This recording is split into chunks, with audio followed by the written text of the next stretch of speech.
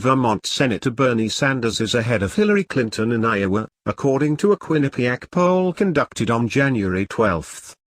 49% of likely Democratic Caucus participants back Sanders while 44% favor former Secretary of State Hillary Clinton. On Thursday, The Nation, a weekly magazine self-described as the flagship of the left, announced it is formally backing Sanders. This magazine rarely makes endorsements in the Democratic primary.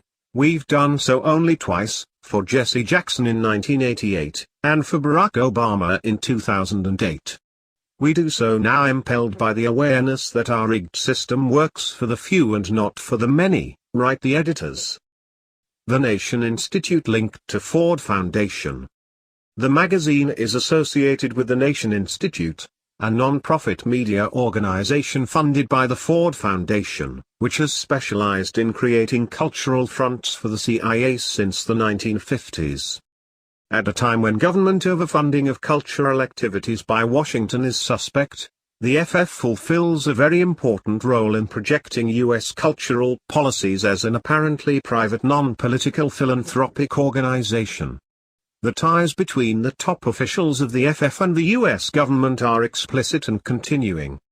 A review of recently funded projects reveals that the FF has never funded any major project that contravenes U.S. policy, writes James Petras. As Bob Feldman writes, the multi-billion-dollar Ford Foundation's historic relationship to the Central Intelligence Agency is rarely mentioned by its collaborators, including the Nation Institute, Democracy Now!, FAIR, Mother Jones and other media outlets on the establishment left. The Nation editor is a member of the CFR. The Nation is published and edited by Katrina vanden Heuvel, a member of the Council on Foreign Relations. Vanden Heuvel and the Nation target the financial elite, and yet she is an heiress to the Music Corporation of America, the predecessor of Universal, and successor to Universal Studios and Comcast. Her father was deeply embedded in the establishment as a member of the Kennedy administration.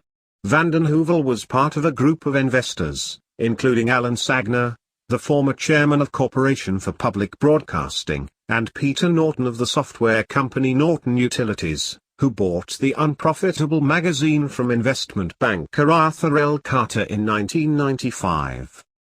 The editors of The Nation write about Sanders and his pledge to break the stranglehold of corporate money and his promise to launch a political revolution, and yet The Nation is at the center of the left establishment and the Democrat Party. Its editor is a member of the financial elite's CFR and is from a corporate and political class family. Sanders' clarion call for fundamental reform, single-payer healthcare, tuition-free college, $1.15 an hour minimum wage, the breaking up of the big banks, ensuring that the rich pay their fair share of taxes, have inspired working people across the country, they write. If Sanders is nominated, he will follow in the footsteps of Barack Obama, who promised to end the wars, and expanded them, and instead of reforming healthcare delivered it on a silver platter to transnational insurance corporations.